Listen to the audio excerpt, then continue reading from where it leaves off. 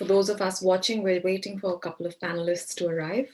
Hopefully it won't be too long, just a moment or two. Thank you so much for joining us. We are live, so we can start. Okay. Okay. Hello, everybody. Very warm welcome to day 2 of our workshop, Recovery with Dignity. I'm Vasudha Chhotray. I'm an associate professor in development studies at the School of International Development, the University of East Anglia in Norwich. And I'm very pleased to be hosting this session. It's session 4, the theme for which is missing links in the long-term outcomes of disaster recovery. And in some ways, we will be continuing the discussions that we've already embarked upon yesterday. So once again, a very warm welcome to all of you who have joined us in from different places. So good morning or good afternoon, as it may be.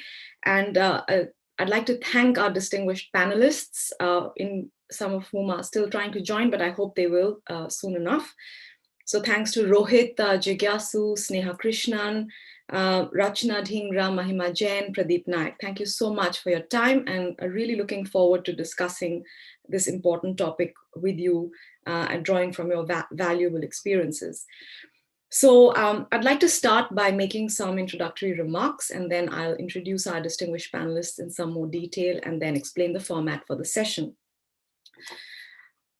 Now, disasters continue to be treated as unpredictable and violent acts of nature that are somehow external to society.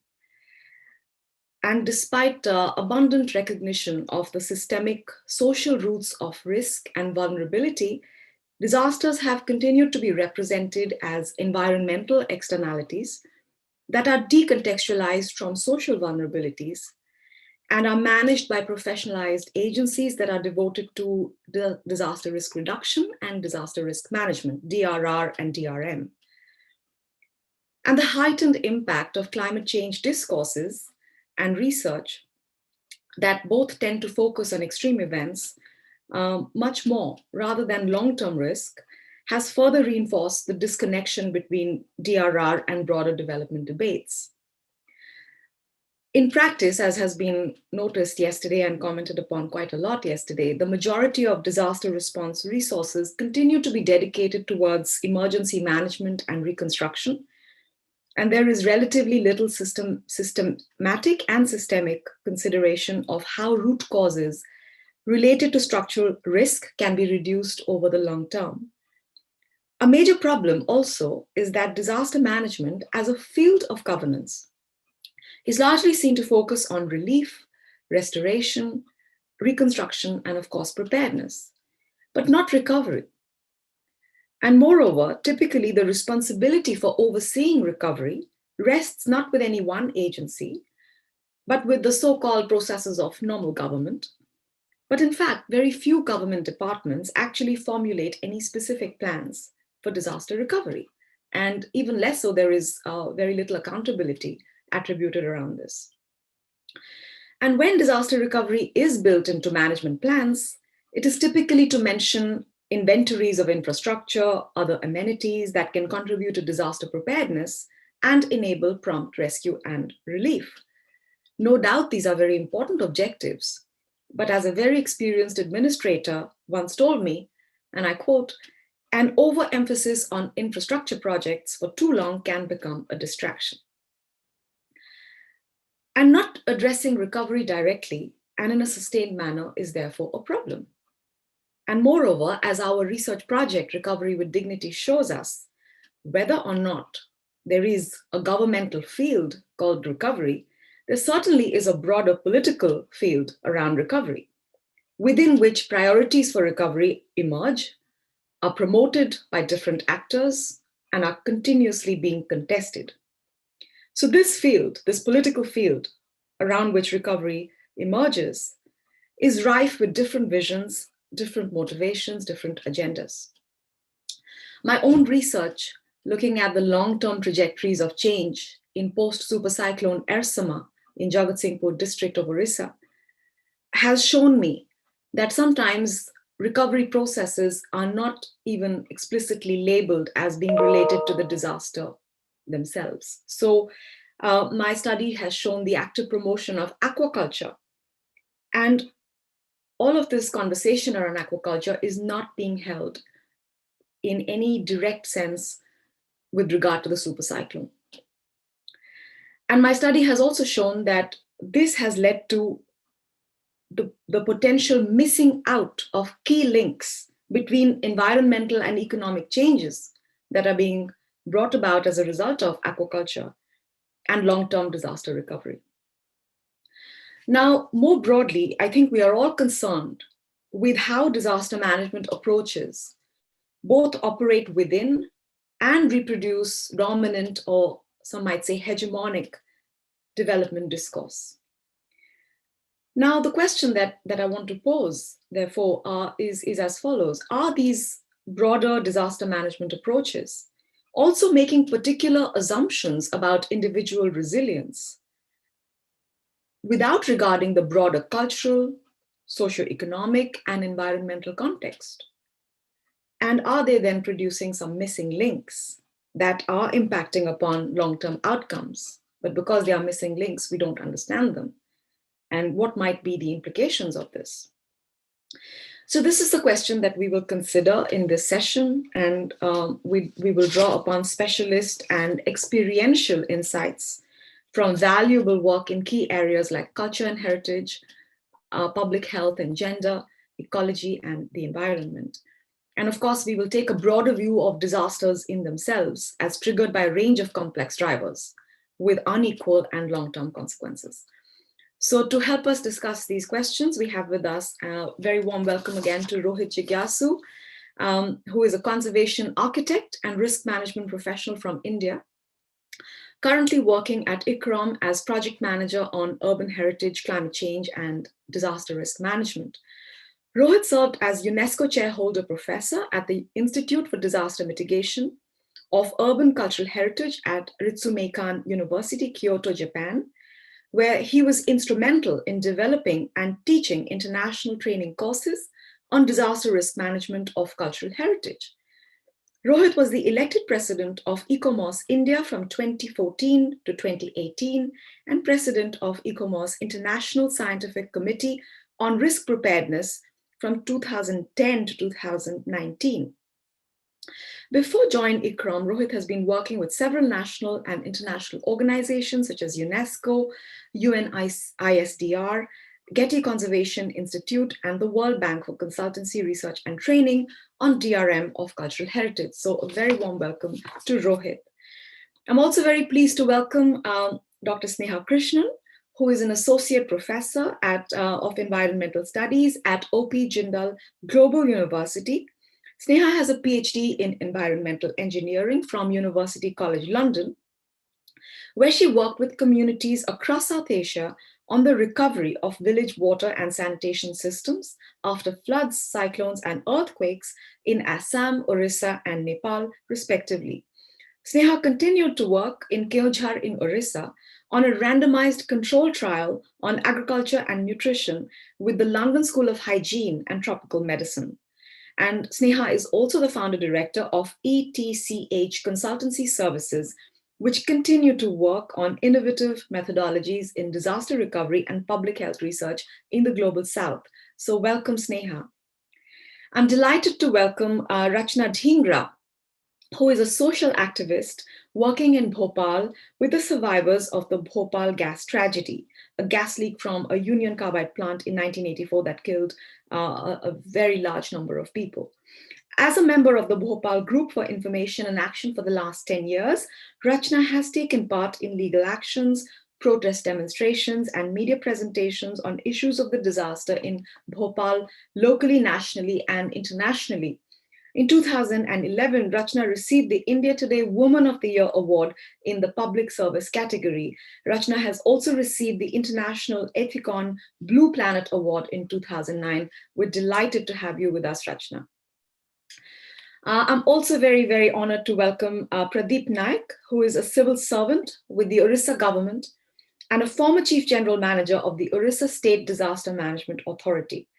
Currently, Pradeep is faculty at the Officers Training Institute at Bhubaneswar. Pradeep has also authored two recent books, um, The State and Land Records Modernization, published by Cambridge University Press, and Land Reform to Land Titling, Emerging Paradigms of Land Governance with SAGE. He has also recently co-edited a book on land and livelihoods in neoliberal India, published by Palgrave in 2020. So a warm welcome to Pradeep, and I'm very much hoping that Pradeep and Rachna are able to join us and the technical issues are resolved soon. And finally, delighted to welcome Mahima Jain, an independent journalist and editor based in Bengaluru. Mahima focuses on systemic issues to do with inequality and the experiences of those at the margins. Mahima covers stories at the intersection of the environment, gender, and socioeconomic issues. Currently, Mahima is a Population Reference Bureau Fellow, reporting on environmental justice and gender-based violence. Mahima is also an Earth Journalism Network grantee reporting on biodiversity issues. Very warm welcome to you, Mahima. So we're so delighted and so privileged to have such a wealth of expertise in our panel. And so I'd like to now just explain briefly the format for today. And I'm going to pose two questions to the panelists and invite you to respond in turn. And then at the end of the two rounds of discussion, we will open up for a broader conversation. And so the first question that I have posed is as follows. Drawing from your own professional and academic or professional or academic experience, please reflect on the missing links that most clearly impact or could impact upon long-term recovery. And you may identify particular elements of the dominant or hegemonic development and disaster risk management approaches that you consider very problematic. So could I invite Rohit to join us first with your response, please, Rohit? The floor is yours. Thank you very much, Vasudha, for this question. I would like to start by saying that when we think about post-disaster recovery, the biggest challenge is that you are in a situation where you have gone through a trauma and you have a memory which is very much tailored by the context in which you have crisis. And so all the decisions that you take are very much influenced by that crisis situation, and you tend to overlook the larger context within which any recovery would become sustainable. So if you have suffered an earthquake, all your decisions will be determined by getting back on feet with earthquake mitigation strategies, with retrofitting, with so you tend to kind of take your decisions in a very myopic manner.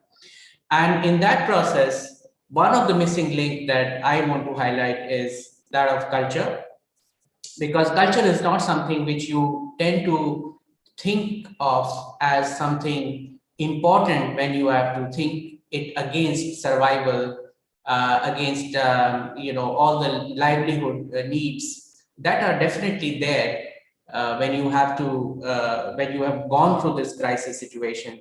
But culture becomes very important when you think from this larger context point of view, because if you take decisions where you tend to give I would not call them victims, give those who have suffered in that trauma a kind of housing, infrastructure, all the services which are geared towards addressing the vulnerabilities that are resulting from that trauma, then you tend to forget that recovery is not an end in itself. Recovery is part of a larger development process. And when the memory will fade away and you move back to the normal kind of a life, the conditions that are going to be very necessary for you are going to come to you. And if you have not thought of them when you have done the recovery, then you will be really in a thick crisis. And the problem is that when a disaster happens, everybody comes there, all NGOs, all international organizations, everybody comes like, like bees, around the affected area. But then they move to the next disaster when the next event happens. And then those people are left by themselves. And that is where culture provides people a kind of, it is something which is based on local situation. It is based on local experience. It is based on local resources. So if you have to think of sustainability, you have to think of those cultural parameters which are really not made in one day or made as a product, but they have evolved over time through people's experience. And if you don't take that experience into consideration, whether it is in terms of design of houses, whether it is in terms of the settlement pattern, whether it is in terms of the use of water, and all the decisions that you make are not capitalizing on people's knowledge, then what you end up is providing them something which is probably alien to them. And in the long run, maybe people will then be in a situation where they are not going to be able to address the realities on them. I give you an example. So when you think about recovery, you think about providing them shelter using all the modern materials, because you think that providing them in the good construction technique will make them safer against, let's say, suppose the earthquake situation, it will be all good for them, so the next earthquake. But then you forget that in over time, people are going to add to these houses, are also going to make their own houses when nobody is going to support them, and the same materials will not be available for them. They will not be affordable for them. And sometimes they are not even climatically suitable for them. So that is what brings me back to my initial point, that because you have only thought of earthquake as your consideration, and you want to make it earthquake safe without thinking about all these parameters, which actually are really important from, if you think culture is not about monuments, it's all about this local experience. And that is the point I also want to make, because automatically people tend to think of culture in a very elitist manner, as something which is limited to these bigger sites and monuments. But culture is what belongs to people. It is their way of life. And that is what has to be really taken into account. And I feel that that is definitely a missing link. How do we really take this into account? One more point I want to add is that another kind of I would say a challenge is that culture is seen in a very static manner. And so when you start to talk to people about culture and recovery, you want to bring back what was there in the past. And that is also a problem, because culture is not static. It has always evolved. Innovation is very much part of culture. And so what you need to do is to facilitate that process of evolution, and not just think of it in a very static, elitist manner. So that is also an important thing, that continuity and change, how do you strike a balance between them in the recovery process is very important for us to keep at the back of our mind. Lastly, I would mention culture also in the sense of traditional management systems or traditional way of doing things, because you tend to put in place formal systems for recovery, because you think that putting in place all that institutional system will help recover fast. But in that process, you forget that actually there are local ways or local systems by which you can get community together, you can get other stakeholders together, and culture serves as an anchor to get things done. So we have to also think of it from the point of view of trying to bring together these informal or local systems and the formal systems, and see how we can come up with a system which is more effective, rather than always coming from outside and imposing a kind of system which doesn't kind of take into consideration any of those local ways of doing things. So that's another kind of missing link I wanted to highlight. Thank you so much. Thanks, Rohit. That's great. I think you made some very powerful points, and it's very, very important to take note of the cultural context. I particularly appreciate the point you made about how culture is seen as a very elitist thing and assigned to simply the visible monuments and so on, rather than much more lived local reality, and how it's seen as something that's almost like a second thought or a bit of a self-indulgent concern. But actually what you're saying is that it's absolutely integral and becomes extremely important when you start looking beyond this myopic vision of the immediate aftermath. So thank you for those powerful points, and I'm sure we will come back to them in the discussion. So thanks, Rohit. And could I now invite Sneha, Krishnan? Sneha, please do share your thoughts about this. Thank you. The floor is yours. Thank you, Vasudha, for this insightful question. I had to really crack my head on how to summarize. And thanks to Rohit for taking on the mantle of prefacing the major challenges in recovery.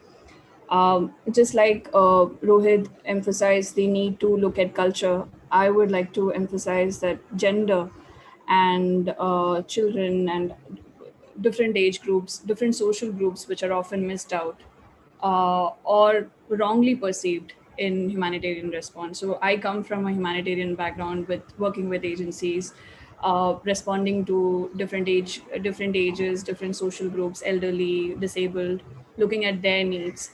Uh, so from my perspective, the major missing link is understanding that these groups are not just vulnerable because a disaster has happened, and often perceived to be weak or not being able to voice their opinion just because of the event of a disaster.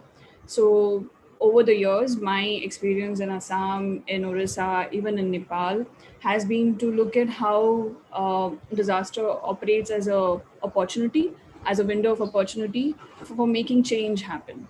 So going away from the idea that disaster is a focusing event, but just looking at it as an opportunity. Just because we have so many agencies coming in and providing services, providing infrastructure, I was interested to know if that leads to a behavioral change, for example. In Orissa, I was looking at water and sanitation, behavior and infrastructure resilience. And what I found was many of you might be aware that Orissa, Assam have one of the lowest indicators for sanitation. A lot of people majority of them continue to defecate in the open, even despite having the Swachh Bharat Abhiyan.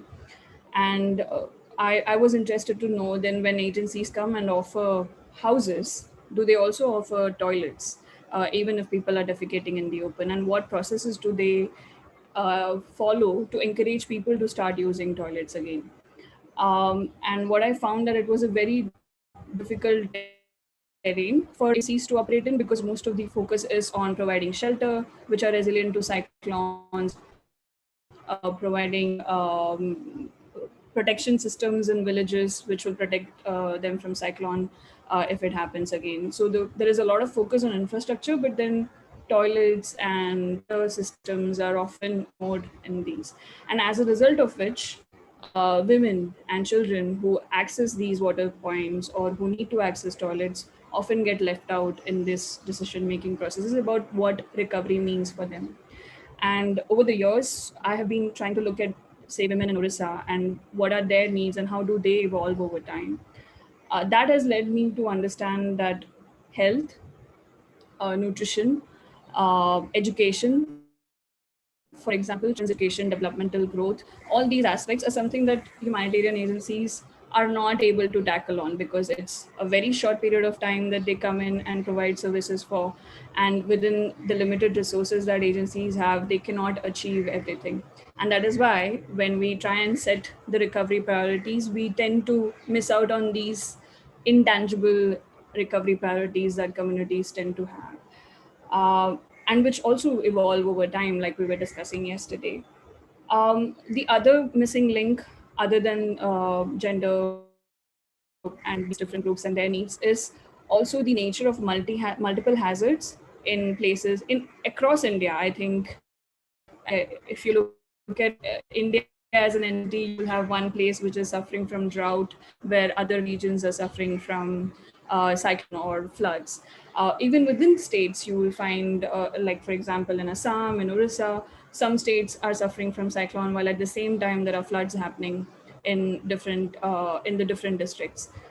Yesterday, we discussed this example of Cyclone Phylon, where the entire focus of international donors, of government even, was to get services to be provided in districts such as Puri and Mayurbhanj and Ganjam, which was severely affected. But districts like Mayurbhanj, Balasore, which were suffering from floods at the same time as a cyclone, were not getting adequate support to recover from these floods, because somehow there is this hierarchy of disasters, what gets the most attention and what we can live with. So some risks are categorized as something that people can easily live with, because that is how disasters are perceived. And most of them were suffering from erosion.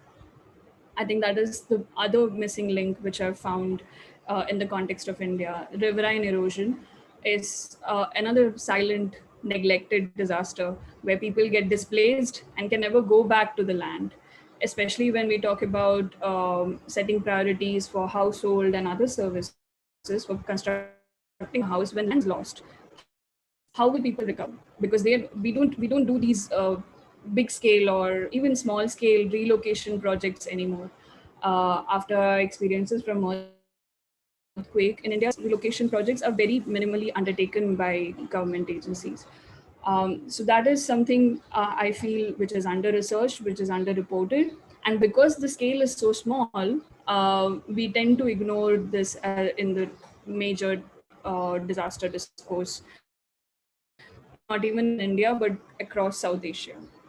And lastly, I wanted to highlight my perceptions about behavior change, about what I have understood over working not just from a disaster lens, but also understanding risk as deaths due to malnutrition, for example. Children under 5 years of age dying because their mother did not have an adequate and nutritious diet, or their families impose severe restrictions on pregnant women and young lactating mothers on what they can eat and not eat in a context like India.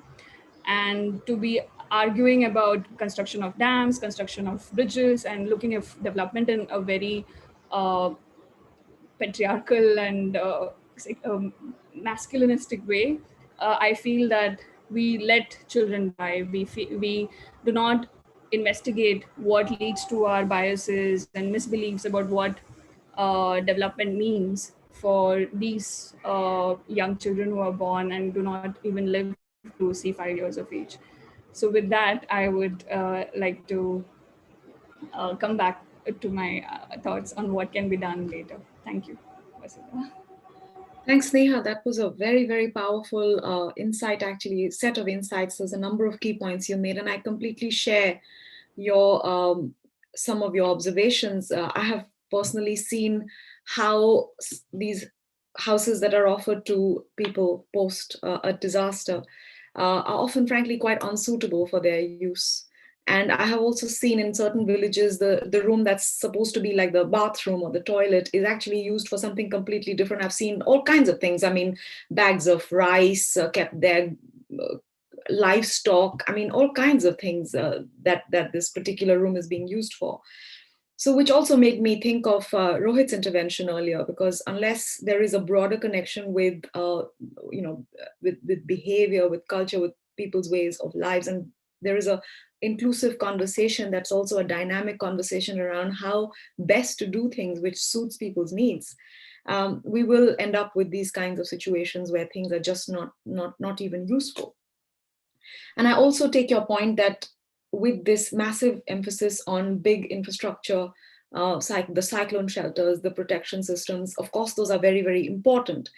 But they have become almost the only thing that seems to be concerning many state agencies and other agencies. And I hope that we will be able to talk about this as well.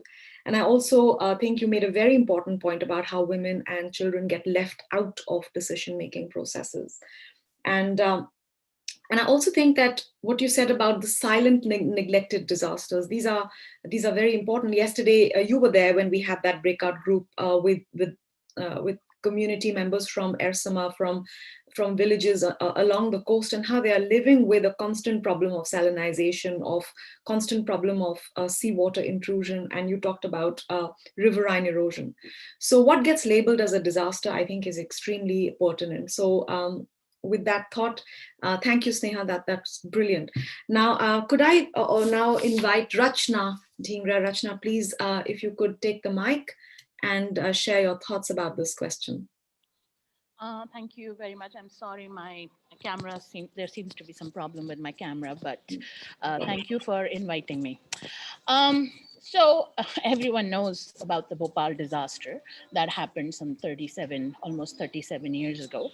But you know, the disaster for people in this city still continues in many ways. Yeah, this was not a one-off event that happened 37 years later. You know, at that time and even now, there were personal losses. People lost their family members, they lost their health, they lost their source of income, they lost their sense of community, you know, and psychological trauma, and they lost their clean environment. And out of the Bhopal disaster, you know, everything that came after that is another disaster to talk about. Even if you were to look at, I mean, one of the first protests that women in Bhopal did was outside a hospital, demanding that government tells them, or the corporation who was responsible for this tells them what will happen to their fetuses. These were all pregnant women who demanded what will happen. And 36 years ago and now, nothing has changed. Yeah. So, you know, and so why medically we have seen, you know, like to this day, we do not know what was in the gases that was released. So there has always been a problem of how people will be treated. You know, how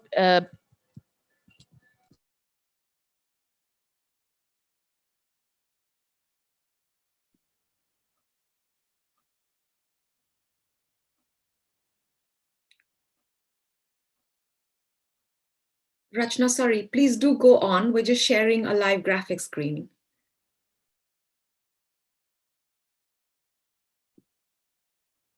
We seem to have lost. I think she's not in the list. Okay, maybe Rachna has had some technical problems and has dropped off. Could it be possible? Okay, never mind. I hope Rachna will join us back.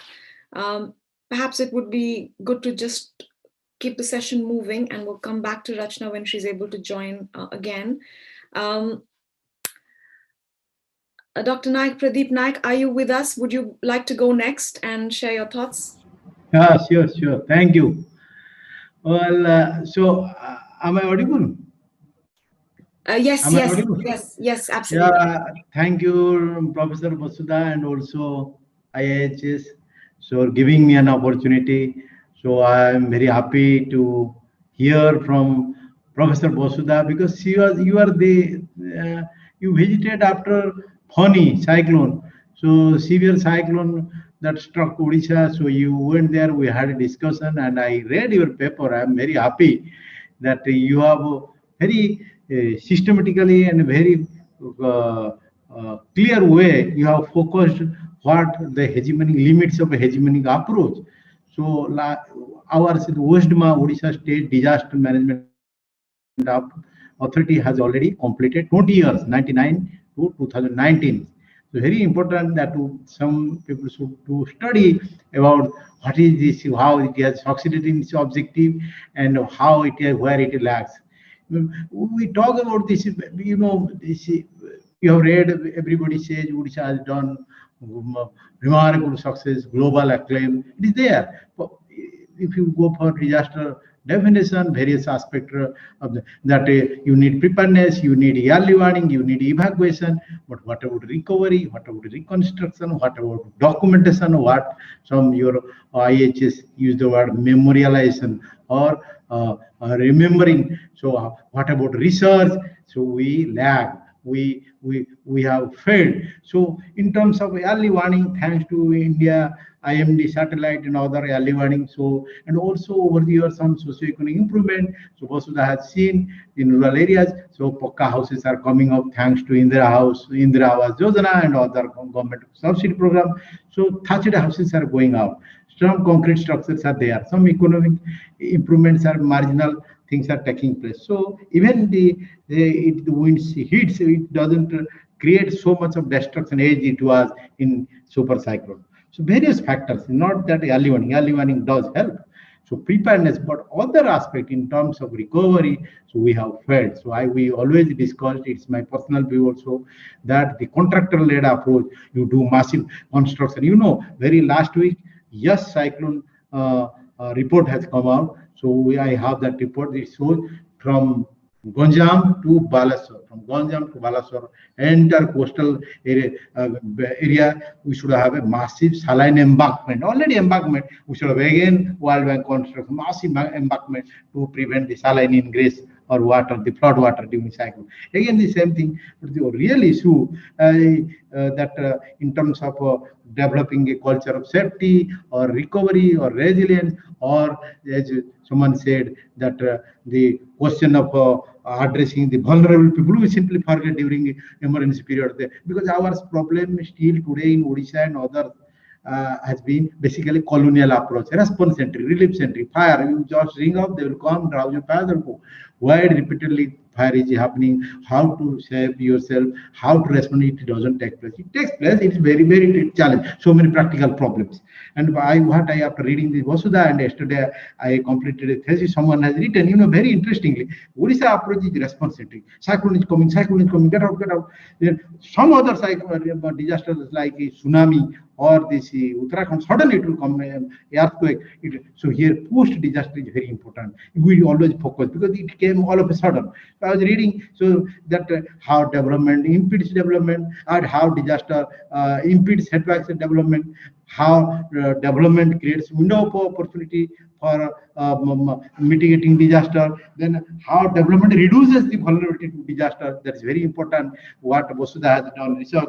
And development increases vulnerability to disaster. So four approaches. Development increases vulnerability to disaster, development reduces vulnerability to disaster, disaster is a window of opportunity to change the development, disaster is impedes setback development. In this contemporary discourse, we have lagged. The response-centric, the colonial approach, this infrastructure-oriented project is going on. Because you know, bureaucrats lack knowledge to undertake critical studies, you don't have time. Then what is important, we should not forget, we have everyday disaster. Cyclone, flood, the casualties are coming down, the cost of damage is going up astronomically. And can you believe how many people are dying in snake bite? Drowning, rivers are dried up. India is one of the highest rate of drowning in India, and the lightning, one of the highest rate of lightning in India. So, and then also drowning and road accident, we have third or fourth largest victim. Then also, what one mom said from Bhopal, you know, so whatever chlorine gas was deposited in Bhopal, we have 10, 12 times chlorine gas in Balasore and other in coastal area, in our seaport.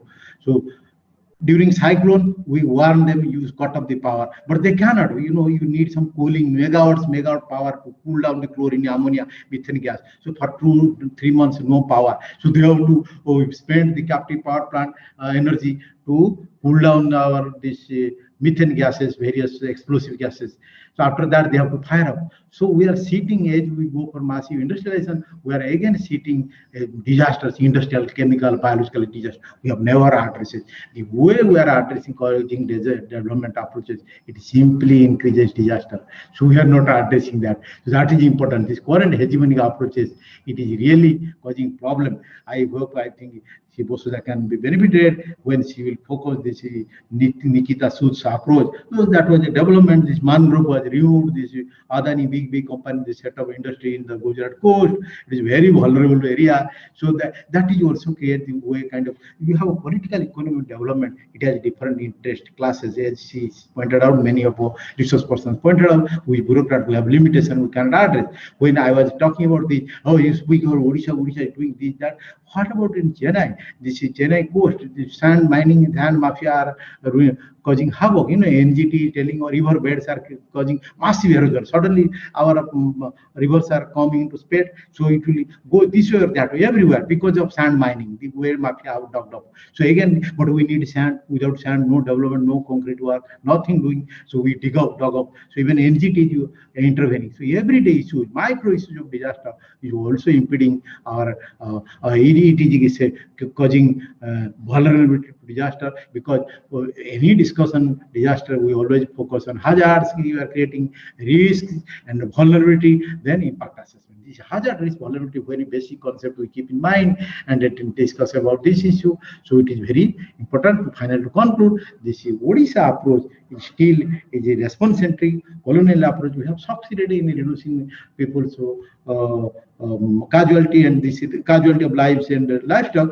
but recovery aspect it is taking long term. There is a cyclone around 80 scientists landed up. They did a study, so it is uploaded. Cyclone Fani, if some people do not have, I will share. So they told the resilient livelihood, resilient infrastructure, even resilient housing, livelihood, infrastructure, and resilient livelihood, infrastructure, and housing. Around even livelihood, the fisher folk, tourism sector, everywhere in Puri, they suffered setback. It's very. We didn't have rice for 30 to feed the people of Puri because 200 the velocity of wind. So much that around 200 to 400, 200 to 25 kilometers per hour struck our rice godom. So it was wet. So we didn't have rice. Even roads were so much filled with trees, so we couldn't clear the trees. So to reach the people, though it was 50 kilometers from Puri, even our communication was cut off in the last Fani cycle. So at the same time, we have accepted the worldwide, even and at national and international level, they accept our approach of preparedness response, but our recovery and post-disaster response with many things have to be done, and many role of NGOs you will say it is doing, but not sufficient. It is all not there. So this this kind of, if you go to Ersama, as Vasudha said, and if you go to, I hope that Vasudha would not mind to visit Balasore, from Balasore to Gopalpur, around 10-12 kilometers. It is all the lands are filled up with this Chingudin, this prawn mafia. Massive thousands of ponds have been dug up. They extract the saline water. They mix with the various chemicals for the shrimp cultivation. Sometimes they faces loss. Again they pump out this polluted water to sea. Again they collect the groundwater. Again they allow the seawater. The kind of things are going on. It is very difficult, the passage of rainwater from land to sea, because of thousands of the same farming have taken place in Balasore, in Dhamra. So this is you also how the hegemony, you have a response centric approach, cyclone flood, but at the same time this kind of how development you are creating disaster, and also in the everyday lives of disaster, this also pose a question of state's ability to make it culture, what is called culture of safety, or some people say risk informed development. It is lacking, because I told you in lightning, in snake bite, highest number of people are dying in snake bite in Odisha. So everyday disaster, thousands of people are being killed. Yeah, thanks, Mr. Nayak. That's absolutely, you made some very important points there, and I think it's a good point to also now turn to Mahima, because Mahima will hopefully talk to us more about the environmental side of things. I just want to draw out the two main points you made, which I think also connects quite well with what Sneha and Rohit have said. I mean, everything about what Sneha and Rohit were saying was sort of broadening out the conversation. The need to be considering broader considerations of culture, of gender, and these are not dispensable issues. These are absolutely integral. And what you're saying is that the response tends to be quite, the sort of strategy tends to be very, very, as you described, a response centric and quite colonial still. And you use the expression contractor led. So there is a big emphasis on infrastructure type interventions. And you also mentioned something else, which is very important, about how bureaucrats have very little time. So I wonder if we are looking at some very, very difficult problems here, because everything that we are learning talks about broadening the conversation, being more inclusive, much more holistic. But what we're seeing is some very, very systemic constraints. You also make the point about development increasing vulnerability, and I want to come back to this in the conversation, and all of the development interventions that are unfolding, which have very serious environmental implications. So with that, I'd like to invite Mahima to take the floor and share your valuable insights. Mahima, it's over to you. Thank you, Vasudha. I reported from cyclone affected. I come from Chennai. We've had a flood, we have had droughts, and then we have a lot of we have had a couple of cyclones in the last few years. And I particularly reported from areas which were affected by Cyclone Foni and Cyclone Gaja, and lately last year, Cyclone Nivar. One thing that happened after Cyclone Foni was, which hit Orissa in 2019, was that the global news media focused on how it was the largest overnight evacuation of its kind, and the comparison was to how different we were back in 1999 during the super cyclone, and how much has changed. But when I was on the ground 2 months later, 2 months after Cyclone Foni, and I asked people what they felt about this kind of a victory, which the media was claiming as something for victory. So their response was very simple, and most of them said, okay, they've saved our lives, but now what? How do we live? Where do we go from here? When there is nothing left, when our livelihoods are destroyed, when the land which we earn from is not in a position to give us what we need. So I looked at then relief, rehabilitation, and resettlement needs of particularly landless laborers and Dalit and scheduled caste groups. And later, when Nivar hit last year, it was supposed to be a major cyclone. So it was supposed to be a disaster within a disaster, because COVID was at its height in Tamil Nadu when this was, when we had the warnings. But then eventually this cyclone passed without what they say wasn't much of that, damage. But then when you go closely and look and speak to people, there are questions of environmental injustice and how it affects, how repeated warnings, repeated cyclones, repeated or similar disasters affect families across generations. So the cyclone may not have been severe, but it did affect the people who live there. And then the question which we need to ask, and especially me, from the media, I feel, is to not just say that, oh, this wasn't as bad as it was supposed to be, people were saved, because there is something that closely, they have to look at what's going on the ground. Even though Nivar really did not cause that much damage, for example, there were storm surges, there was issues of, we have repeatedly spoken about salination. That was a major issue. And it did affect the lives and livelihoods of fisher folk who are constantly wondering what to do, when to go out into the sea and not. There are always these warnings which hamper their livelihoods. So I will just briefly touch upon a couple of things which I saw on ground. I come from a city, and I have reported from rural areas. But then this also, through this, I've also learned quite a lot of things. For example, universal relief packages ignore social realities on ground, and the media continues to report of it in monetary terms, in absolute, blanket numbers of lives lost or cattle lost, and so on and so forth. So which goes back to, Rohit's point that the culture of what's happening closely on the ground, sociocultural realities need to be factored in. Then crowdsourced relief especially, which has become quite a thing lately, where the social media calls for help from particularly urban areas, they do not meet the requirements of disaster affected people in rural areas or even peri-urban areas. Such relief doesn't often reach the most vulnerable groups because of many reasons. And one of the key reasons I found was caste structures at the village level.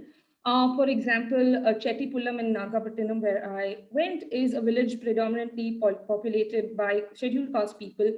But to reach that village, one has to cross several upper caste villages, which means the relief supplies would never actually reach Chettipulam. And that was a big issue, and this was reported on. But I feel like journalists who come from urban areas kind of tend to ignore that reality of what's happening on the ground, or even NGOs and people who supply this relief forget that. And the third thing is cyclone shelters are places of reinforcing caste and caste discrimination.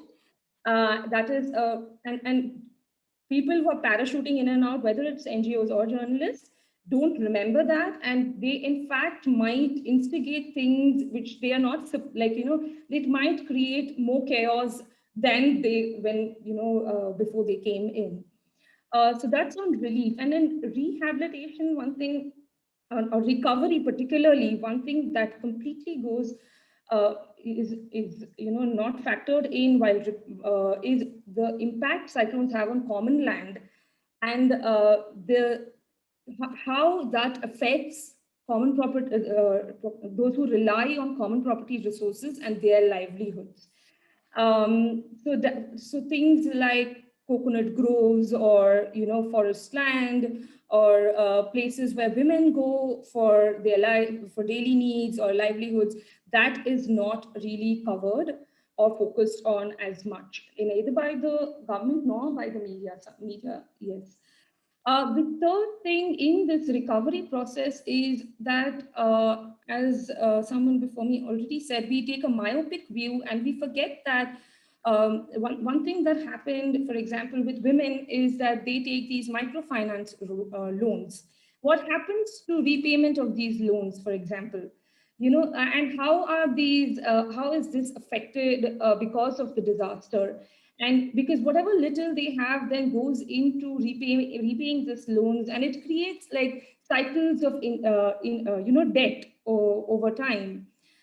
So that's, for example, again another issue I saw while reporting from these areas. The third thing, which also came up twice before, is intangible things that we don't see. And one of these things is that compensation in post-disaster rehabilitation and recovery is largely tied to land. And people who rely on, say, farm work, daily wage labor, the handicrafts industry, they find it really hard to get back on their feet. Which results over time in high out migration from disaster affected areas, which basically means that they are moving from one vulnerable place to another. That's one thing that I saw, which became like a long-term. I mean, I met a family which was affected in a cyclone of 1999, and this woman had a baby shortly after she was pregnant, and she named her son Pralay, which means disaster.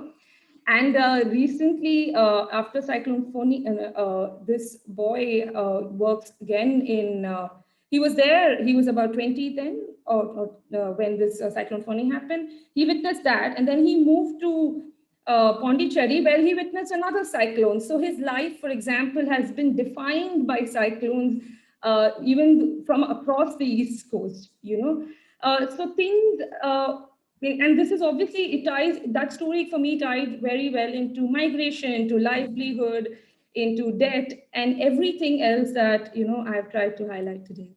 Thank you, Vasudha. Thank you, Mahima. That was very, very thought-provoking, rich insights that you have. And I just want to pick up on 2 points you made, which really touched me.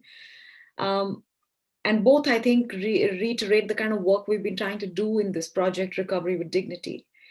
And I think the first point that you made is how we don't we tend to sort of say in the media, or the media says that this wasn't as bad as the last one, but it was still pretty bad for those who are experiencing it. And if you're in a place where this is a way of life, the recurring nature of hazards and that interacts with existing vulnerabilities, which are a fact of life for people who are in that situation. And I think that that point is extremely important for us to recognize the repeated and relentless nature of this experience. And I really appreciate that you bring in the concept of environmental injustice, because it needs to be framed like that. It needs to be framed as a thorough violation of your rights that goes against your dignity. And therefore, if we bring that up and center into this conversation, then that will, I hope, to some extent challenge, as Pradeep was saying, the colonial nature of these interventions, the handouts, the seeing this as relief, victimization narrative. And the other point that you made, which is a bit of a new point for me, certainly, I didn't know this, but it makes complete sense because of how much we are now talking about social media and crowdfunding, and everyone just likes something and puts in something, and we feel good about doing this. But what does this mean on the ground? And how much it interacts with the caste structures that are in place, which are not going away anytime soon. And of course, the older point about cyclone shelters reinforcing caste inequalities, but that absolutely needs to be made, given the infrastructure dominated approaches that we are seeing, and every single panelist has talked about that. And I do appreciate the point that you make about recovery processes being so fundamentally tied up with land. And of course, there are two further points there. One is that land itself is so unequally held. And Pradeep talks about Nikita Sood's work, which really talks about the transience of land and how it's constantly taking different shapes given the development interventions that are constantly seeking to dispossess people of land, even. But how that interacts with the impacts upon land that we are seeing. We're talking about erosion, we're talking about salinization, we're talking about the usability of land and what that means for people and what that means for landless people. So I think that there is this everyday ongoing nature of this injustice, which really should mean that recovery is most important in terms of the vision of those who want to work in this field, but sadly it isn't. Now, I don't think that Rachna has been able to join us because of technical issues, but I'm really holding out and hoping that at some point she will surface. I'm keeping an eye. But we will then move on to the second round of questions. And when Rachna does appear, we'll give her a bit more time to reflect on both questions. So thanks to all the panelists for your rich comments. And I just want to move on to the second question, because you all have such rich experiences. And the second question that I had posed to the panel was, I'll just read out the second question. If there is one thing that you would advocate as a positive change that disaster risk management approaches should incorporate, what would it be? And how successful or unsuccessful have you been in your own work with advocating for this change? And what lessons can you draw from this experience? So can I go back to Rohit now with this question? Yeah, thank you very much, Vasudha. So I think when I think of positive change that I would like to advocate is my constant struggle since a couple of decades now to get out of siloed thinking. Because we are so much into our own domains, and we think that we can deal with disaster risk management as from the point of view of shelter, from the point of view of infrastructure, from all these. But we all know that if we have to make things happen, we have to really enable a cross-sectoral collaboration where we get out of the siloed thinking. It's easier said than done, but if we don't do that, we are not going to make much headway. And I'm just going to bring within that perspective my own work that I have been trying to do to mainstream culture in disaster risk management. So it's not about talking about culture as a separate sector, because that defeats the very purpose we are here for. Culture has to be mainstream, whether we talk about environment, whether we talk about livelihoods, whether we talk about shelter. It has to get in all these different areas and then make a difference, because it is a lens that you need to put on, and then you will address a lot of those issues that you would not address whether from environmental or climatic or, I mean, all the other factors. So this is one thing that I would say is critical. The second important thing for me is also, how do we get out of recovery as a close-ended process? This is a major issue, because whenever you get in any recovery initiative, it's always seen with a definitive end product you will get out. No, whether you will make so many number of houses, you will do so much number of villages will come up or whatever, but you don't see that recovery is part of a long-term development process. So you have to somehow, and even when we say long-term recovery, you end up thinking that there's a recovery which is going to be in a long term, right? But actually what you need to do is to think of recovery as part of a long-term development thinking. And if you don't push that within that kind of a framework, we will unfortunately be just doing something and then reverting back to the same situation when the next disaster happens, because we are thinking it as a close-ended thing. So I would say that if we see from my point of view, what I have been doing over, and where I think we have managed to achieve a little bit of success, is that we need to approach, when we think of siloed thinking, we are always thinking that, well, this is going to be very difficult to do. But what I feel is most important, and from my own experience, I can say that it can work, is that if you make a conscious effort to reach out to these different sectors and say, what does it mean to have culture in infrastructure?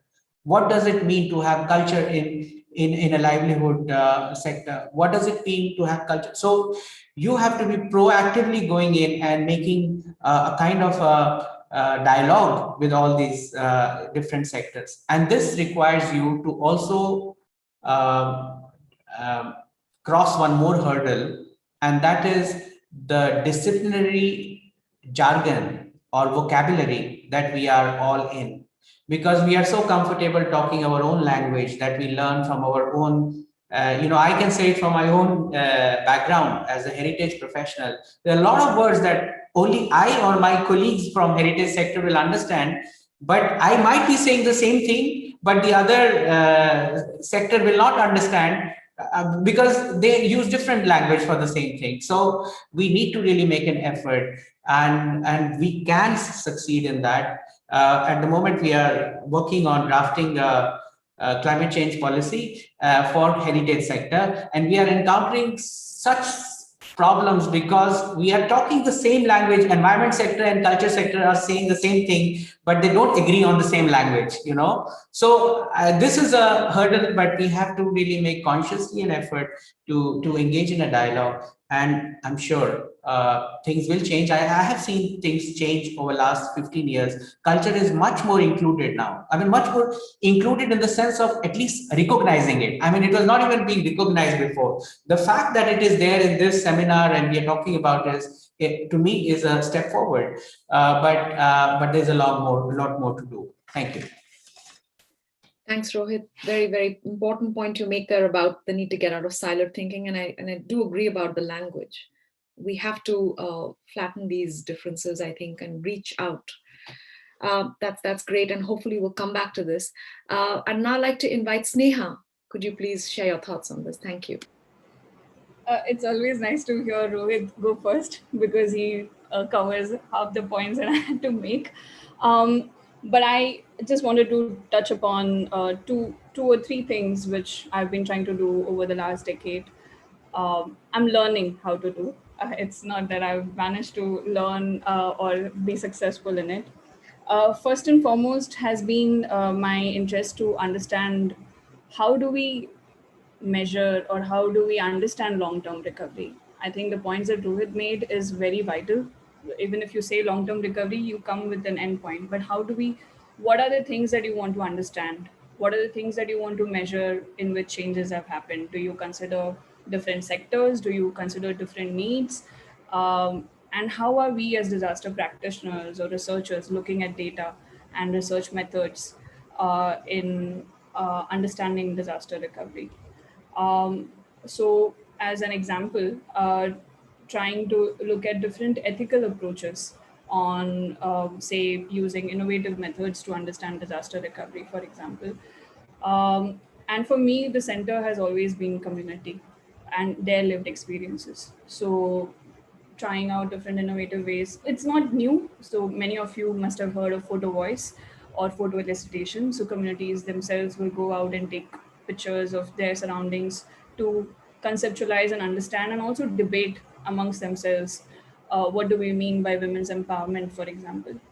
Or understanding what do they mean by health systems resilience, which was a project that we did in Bangladesh, in Cox's Bazar. And how I use these research methods, these different research methods, is to then um uh, argue and put forth the same ideas about intersectorality. Because we humanitarian service providers, as well as the government, like you have a separate ministry for water and sanitation, you have a separate ministry for health. Although the projects and outcomes of both these departments would be the same, we still have this siloed approach within the government and development system as well as the humanitarian sector. So then how do we translate these voices and their needs, different groups' needs, using these different research methods to argue for, say, a better school in a village in Assam, which gets flooded every year. So they construct embankments, but they don't invest in schools in that village. So how can we use examples such as this to go beyond these siloed approaches? And also share lessons from each other. I go to shelter meetings and I go to health systems meetings, and I find that they both are talking about recovery in a very different manner. But the approaches that they use and the tools like digital education, for example, everyone is using digital methods, but are we talking to each other about what protocol are we following for, say, ensuring child safety? Like if you're taking pictures of children in front of schools or in front of water points, how are we talking about ethics in the different data and data points that we are using? That is one major concern. And the other successful, I think a lot of you might be upset that I'm giving all negative examples. There's one in the trial that we did in Orissa, a randomized control trial, which was also my experiment with methodology. We worked with local organizations who have successfully done participatory learning and action in a non-disaster setting. So using PLA without the limits of time and resources to make changes in nutrition and agriculture, for example. And if you remove the constraints of responding within 6 months for a disaster recovery program, or even 12 months, which is the maximum, or sometimes we go up to 3 years, how can we then allow communities to not just, it's quite easy to say people do not know and therefore they do wrong or risky practices. But often that is not the case. Information, lack of information is not the only barrier to make any behavior change possible. So then how do we not only give them information, but also build their capacities and their problem solving skills, negotiating with each other, so that they build on their social structures, their social capital to make change happen rather than imposing change from outside. I think the trial and the organizations that were participating in the project had a very successful way of making that change happen. We were not extremely successful in changing nutrition indicators, but at least the processes were put in place so that um, the priorities that the community set for themselves are met, and not what we as researchers or as practitioners want the project outcomes to be like. So I think that is where my current struggles lie. But like I said, it's a learning process and I'm trying to make the most of it. Thank you. Thanks, Sneha. That's very valuable. As before, I think you made some very important points about how, and what particularly struck me is that you pointed out that it's not only the lack of information or the seeming lack of information that's a barrier, and this idea that how do we encourage the development of problem solving and negotiating skills, I think you said, so that people can be better negotiators. And I think that draws into attention a very important point, that at the end of the day, it's an interface that develops between local communities with all their differences and power structures. And the more, within them, there are some who are more vocal, some who are not. And then outside agencies that come in, and there is that relationship that develops. And that's a relationship of power. And we need to recognize that much more than I think that we do. I mean, there are so many academic articles written about this, but is this really what is recognized when we are out there in the field ourselves? And I think encouraging that process of local negotiation could be quite important with bringing about the kinds of changes that I think all the panelists have been talking about. And takes time, Vasudha. It is important. Takes a lot of time. It takes a lot of time, and that takes me to very, very nicely to Pradeep, who I'm hopeful reflect briefly now also on your experiences, Pradeep, about what are the sort of main ways in which you think you've been successful or unsuccessful in advocating the changes that you want to see. Over to you, Pradeep. Thank you.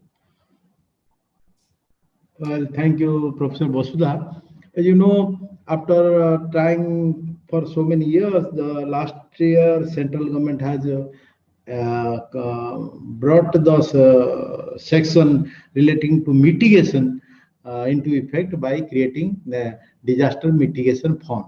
So that implies that they will fund, and also the state disaster management authorities like Odisha, Tamil Nadu, everywhere, they will also fund. They will also get funds on disaster mitigation fund. Till today, we all get fund for relief centric, life saving, for restoration. But mitigation, as you know, very definition says measures to take, reduce the effect of disaster. So cause, even also, it also address the root cause of disaster, effects of mitigation measures. So now, because of climate change, things are sustainable development coming, but still that is a very important issue, as someone said, the silos. School safety, disaster, we have so many departments we handle. The school safety plan, we launched massive school safety plan.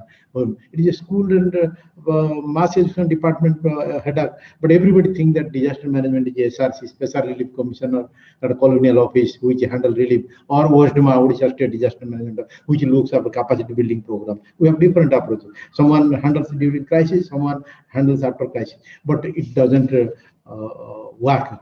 Every department work on their own way. So they have formed, every year they bring out very successfully disaster management plan of department, disaster management plan district. But you need fund, so you need some programs, capacity building. So that we lack. But at our worst one level, we have done massive sensitive or capacity building program. We have been successful in heat wave. So by making even sometimes alarming people that heat wave, once 1,000 people are killed, now 5, 10, 12 people have been dying, though Odisha is in the radar of heat wave. So that we succeeded. But other disaster, I told, everyday disaster is alarming. It's just we have failed in this lightning. We have now installed various lightning arrester. When Vasudha will come during May, June, you will say, find somewhere the massive alarm will come out. Means within 10 minutes it will strike. So we have got a network with American connection. So we send message immediately in your mobile, the lightning will strike. So we are adopting technology. So early warning helps. But in mitigation, it's just beginning. So hopefully it will address, will get many funds. So again, you have pointed out the concern. It should not be construction, infrastructure oriented, massive funds will come. So mitigation, not the relief centric approach, rehabilitation approach or benefiting. So that bearing the cost approach. So that funds is there. So new funds have already started coming. So that is a good benefit achievement. But regarding rest, other aspect of like disaster risk management, we have in South Asia, we have the first disaster rescue force. I tried to include women in the disaster rescue force. I got permission everywhere, but my another senior boss, those from IS officer family, they didn't allow. So this is the only area in rescue and relief centric, women are not allowed. This fire or this will catch hold of that body, pump it, take it shoulder, take it to the nearest health center. Women are not allowed in response center. Everywhere, in commander to professor, you are there. So So so that is, we are not engendering our responsibility for who will watch our evacuate people during night when even pregnant and adolescents are there. We need women rescue force. We have not sensitized gender sensitized. But another feature that we are slowly opening up thanks to pressure of civil society, disabled inclusive risk approach. We are addressing this 3% of population, 23 type of vulnerability. We are addressing that. Very important, because we forget these people during disaster. So that is there. Cyclone centers are coming out. It is also address the mitigate the effect. Suddenly we take the people, but so many issues, caste problem, inclusion, socialization. It is a challenge. Now we cannot say everything we say progress. You will highlight it is also the concern issue. So it is a challenge. So, but we were hopeful this mitigation funds will come. Research is very important. We have failed. So that is very important. We have not documented properly. That is important. But you will be very happy to know that the latest is this a village development program. Panchayat Raj is launching. We have forced them that village disaster management plan is important. Some villages have fire hazard, some villages have coastal erosion, some villages have drinking water, some villages have saline ingress, some people are suffering this forest fire, thousands of villages, thousands of vulnerable. Once you get do village disaster management or community disaster management, you get micro data. So you can manage. Disaster management is all about information. So more you get info, that we are progressing slowly and steadily. So that is important. So it will help for mitigation and holistic disaster management. But all major aspect, as you know, you have studied, are linking disaster with development, linking disaster planning is the integrating or the risk informed development. We are failing like other states because it is a practical problem, political, economic development, all these things. Thank you.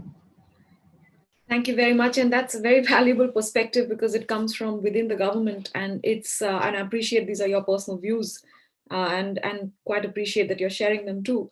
And I think it's interesting also to some extent shocking that to learn that women not allowed within the disaster response forces, and that connects with things that have been said before in terms of excluding women's voices from this entire process. And I wonder what the broader implications of this are. And of course, there are certain gender norms that are constantly being reproduced in the ways in which we are structuring strategies and responses. And maybe we will come back to that. But first, I'd like to move on now to Mahima. Please do share your thoughts briefly on this important point. Thank you. Thank you, Vasudha. I will, I'm a journalist, so obviously I'm just going to focus on the missing link within the media when it comes to reporting on disaster. Just like disaster relief is a one-time job, reporting on disaster has also become an event-specific, thing within newsrooms. Every time there is a disaster, we have journalists parachute in and out of these areas. But as we all know, recovery and rehabilitation is a continuous process, but the reporting on this hardly ever happens. So as a journalist, I try to focus, pause and reflect on what the recovery is and try to kind of contextualize it within the impacts of their local realities. It is a slow process. There is a brand of journalism called slow journalism, and I kind of subscribe to that. But that is not what most journalists can afford to do, because most journalists are working in daily newspapers, and even if you're a TV journalist, it's even worse. You have to respond quickly, which means that you will be missing out the sociocultural nuances, impacts, and other kind of effects which a disaster might have immediately and in the long term. So my realization is that just like people, news media also has a fleeting attention span. So is it really a surprise that disaster recovery is absent from mainstream narratives? Most often, one of the things that can be done to fix this, I feel, is DRM should also look at including local journalists and community journalism. So building from ground up would really help, because these are journalists who would understand the social context of where they live. And for them, this is a lived experience, a recurring experience, as Vasudha put it. So they know what to look for, they know what to report on. They also have more power to look, or more, bandwidth to look into the recovery, the very minute details of the recovery process in various spheres of that recovery. And the second thing is mainstream newspapers, TV channels definitely need an education on DRM and several other climate change related issues, terminology. And this means not only in the English language, but also in the regional languages. This also means that they need to be connected to the right kind of resources on ground, as well as right kind of experts who can kind of over time be the process, be, in the news cycle, not just when the disaster happens, but kind of providing insights throughout the year.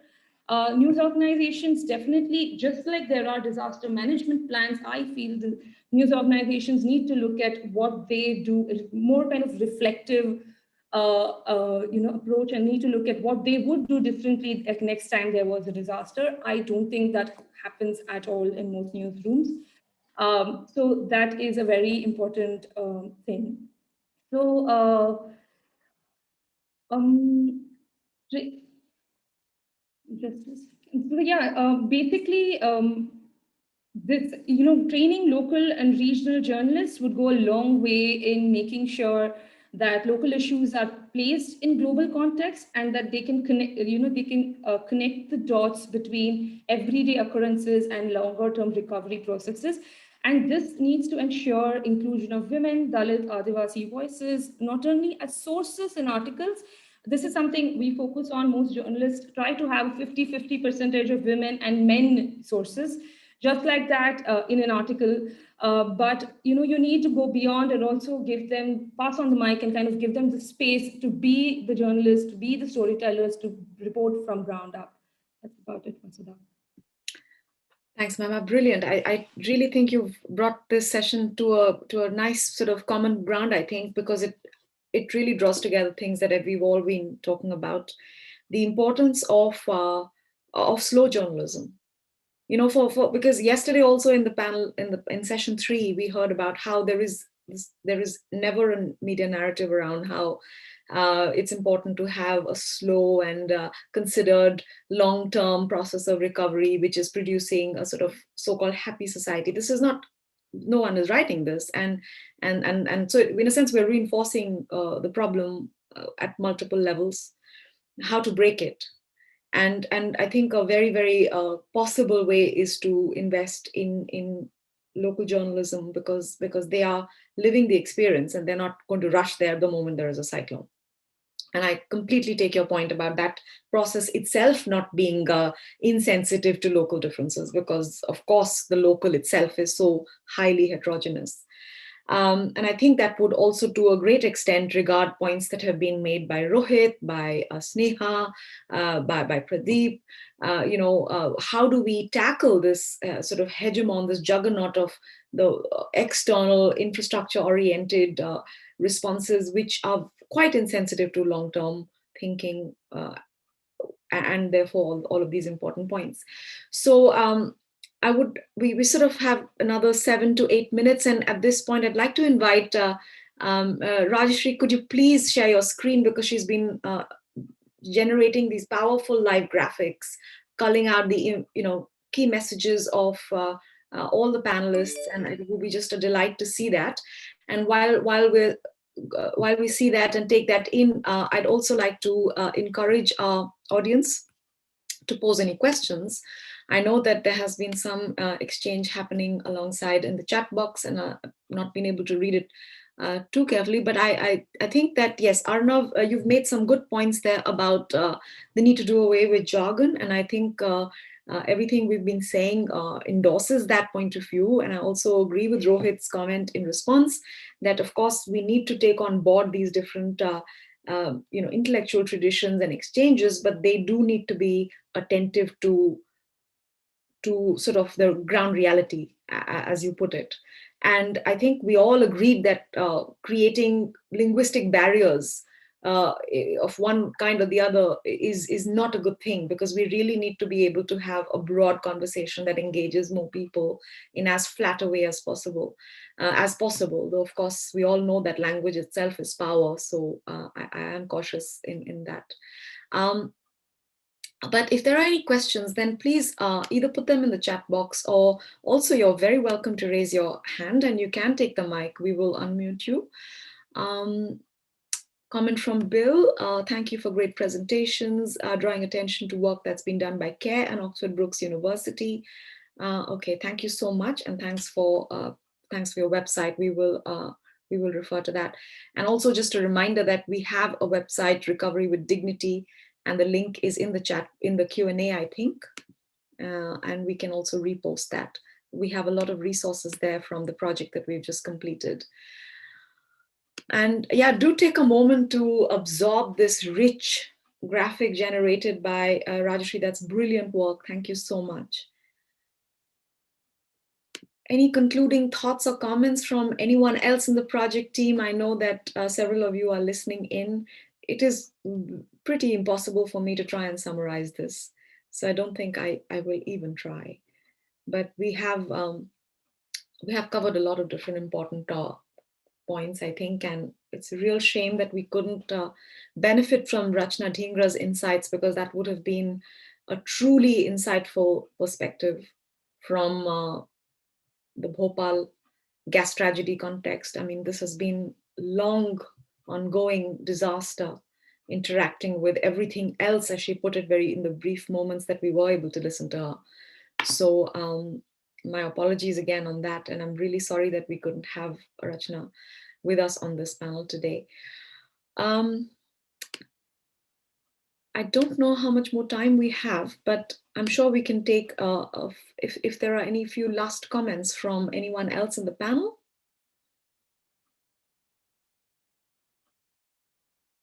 I think Roger has his hand up. Roger, sorry for that. Yeah, please do take the mic, Roger.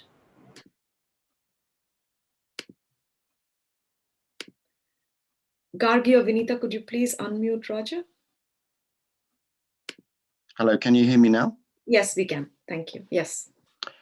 Hi there. Thanks very much, folks. That was really useful and rich discussion, and it reflects, I think, a lot of the the ideas that we have been thinking through in the project. I did put a question in the chat, in the Q&A, Vasudha, which was just, we know that there are lots of gaps. We know that there are lots of sectors, lots of aspects, lots of dimensions of DRR, but particularly recovery support that are missing, or that are that need to be strengthened. But I guess it would be good to sort of see, are there nuggets of improvement that the panelists feel that are there and that can be built on? Because I think they often get the sense that it's such a big problem, but and particularly people in government, that there's it's so hard to make progress. So can the panelists point to things where they feel there has been, within India, nationally or regionally, been sort of some clear progress in broadening the scope of things? Thank you. Thank you, Roger. Well, that's a very clear question. Anyone in the panel would like to respond?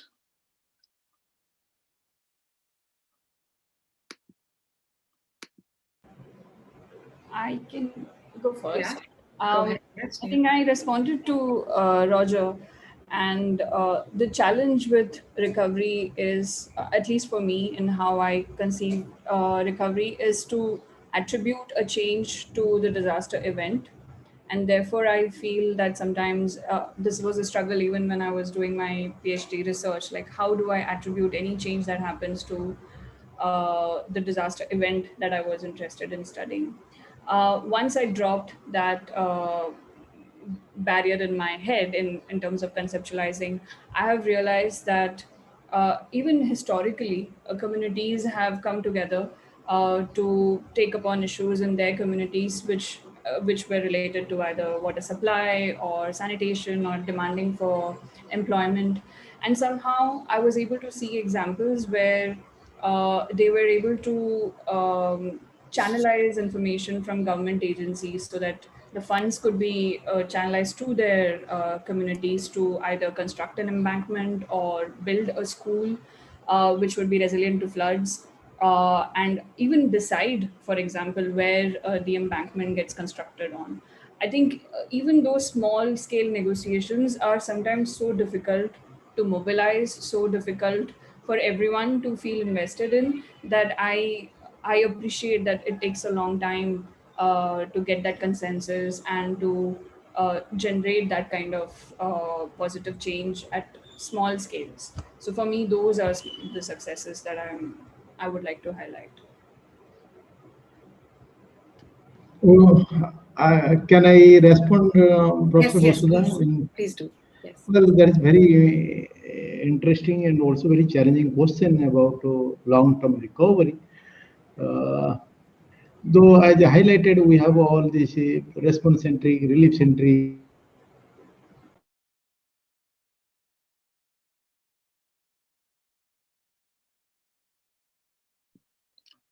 Technical problem, I think. Okay. micro level. So we have taken the village development program or the community-based disaster management plan, which focuses on long-term recovery. Apart from relief-centric approach, they have to face the disaster fast. The first responder. So state come after 2 days, 3 days, or 10 hours, 20 hours. So they have to face the disaster themselves and they have to recover. They have to sustain themselves. So that way we are approaching, but very slowly. You know, if Vasudha will travel to Kendrapada district, many Bengali settlers have settled there in quite vulnerable area. This where many village areas have been washed out because of rising sea level. But the Bengali settlers, those who are staying in Bhubaneswar, in coastal areas in Kendrapada, they have adopted the long-term recovery. They are working with the government for such as a mangrove plantation, such as we relocated them. They have been trying to cope up with the vagaries of nature. So it requires some citizenship values, their commitment. You can't believe many community centers we have set up, thousands. They are not using for their community purpose like marriage or birth anniversary, something. They use their in their village or some locality. So they lie abandoned, like ghost houses. Because someday some disaster will happen, or we do mock drill, so it will get cleaned and you will be come to use. That's nonsense, because buildings will be prone to damages. So unless they are using, but the community sense of ownership, that citizenship is lacking. So we have tried there, we have been trying this. So that is a problem. But still, this micro level approach is there, because people, they have faced music, they have suffered. So small ways they are taking place in coastal areas, in select coastal areas, which is quite vulnerable. They have lost their land, they have lost their village, they have shifted somewhere, so they are coping up. Otherwise, in other recovery things, no, I have not. I don't think we have progressed. We're very challenging. Can I just briefly answer from the media perspective something Sure. that I've seen? Yeah. So one of the things that I saw on the ground was the need to kind of flag the risks in advance, and that really depended on how media savvy the local population was, or how active they were on social media, or what kind of tools they had to talk about the risks they faced.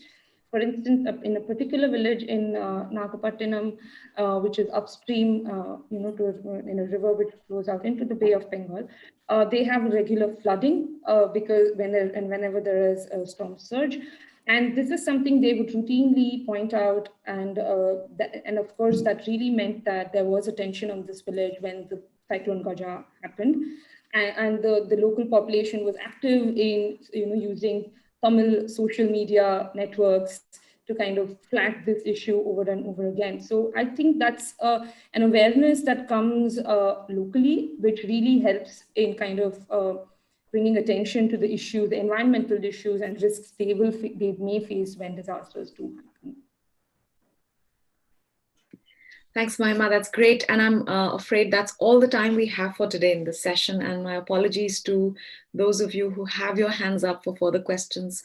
I hope that it will be possible to continue these conversations offline. And thank you once again to everyone for joining us today. And please do stay with us for the other sessions of this workshop. And my heartfelt thanks to all our panelists for enriching these discussions so much and for being so generous with your time. Thanks a lot. Thank you. Thank you, everyone. Pleasure is mine. Thank you.